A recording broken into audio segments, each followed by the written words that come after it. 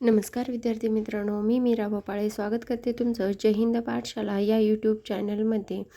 Last time रिव्हिजनमध्ये आपण Nehru report अभ्यासत आहोत. नेहरू रिपोर्ट 1928ला आला, जेव्हा सायमन कमिशनवर बहिष्कार टाकला. कारण का तर त्यात एकही भारतीय नव्हता.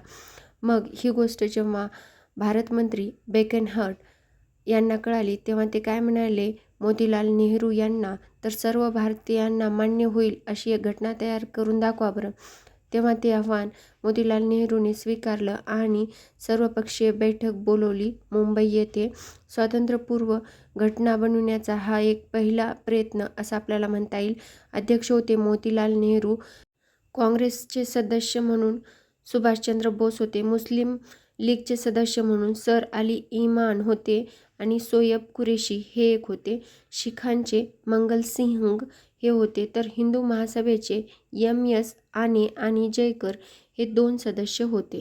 त्यानंतर लिबरल फेडरेशनचे तेज बहादूर सुप्र हे होते आणि कामगार संघटनेकडून एन.एम. जोशी हे आले होते. तर ब्राह्मणेतर चळवळीचे जी.आर. प्रधान आले होते आणि याचे सेक्रेटरी होते पंडित जवाहरलाल नेहरू हे. मग यांनी अहवाल कधी सादर केला तर तो होता 10 ऑगस्ट 1928ला. त्यामध्ये तरतुदी काय होतात तर धर्मनिरपेक्ष राज्य निर्माण करावे. केंद्रीय व प्रांतीय कायदेमंडळात स्वतंत्र मतदारसंघाऐवजी राखीव मतदारसंघ असावीत.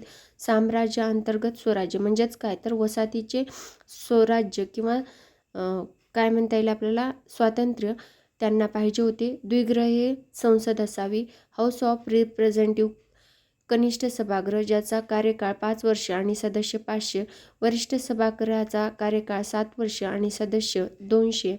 शेषाधिकार हे केंद्राकडे आणि मूलभूत 19 हक्क या नेहरू रिपोर्टमध्ये दिलेले होते. यानंतर दुसरी तरतूद म्हणजे स्वतंत्र न्यायव्यवस्था, प्रांताची रचना भाषिक आधारावर करणे. आणि मग ही योजना कोणाला आवडली का तर मुस्लिम लीगने तर पहिले फेटाळली, कारण त्यांना स्वतंत्र मतदारसंघाच्या ऐवजी राखीव मतदारसंघ हवे नव्हते. म्हणून शीख, ख्रिश्चन, अस्पृश्य यांनीही पूर्णतः स्वीकारली नाही. त्यामुळे नेहरू रिपोर्ट हा तसाच पडून राहिला. व्हिडिओ आवडला तर लाईक करा, चॅनलला सबस्क्राईब करा. धन्यवाद.